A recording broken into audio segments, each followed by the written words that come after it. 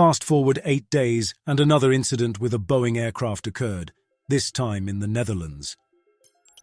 As KLM Flight 1074 neared Amsterdam Schiphol Airport, the flight from Manchester seemed like just another routine landing. But as the runway came into view, the Boeing 737 suddenly roared back into the sky.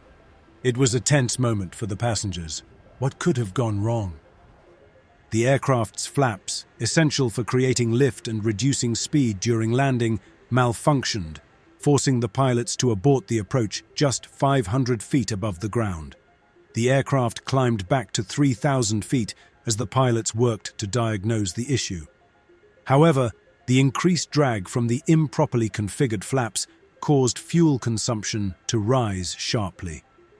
Within 20 minutes, the crew declared a fuel emergency, informing air traffic control that their remaining fuel would last only about 30 minutes. Declaring an emergency at this point. Mayday, mayday, mayday. Despite the stress of the situation, the pilots managed the emergency well. After extensive troubleshooting, the flaps began responding again, allowing the pilots to attempt another landing.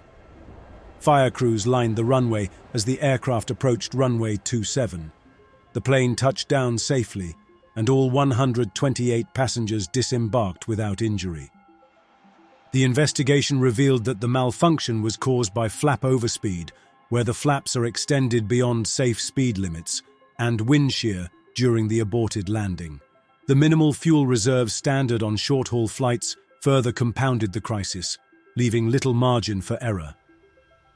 Grounded for 9 hours for inspection and repair, the aircraft returned to service later that day. While not necessarily the fault of Boeing, the incident highlights the ongoing challenges in aviation safety and reminds us of the complexity of air travel.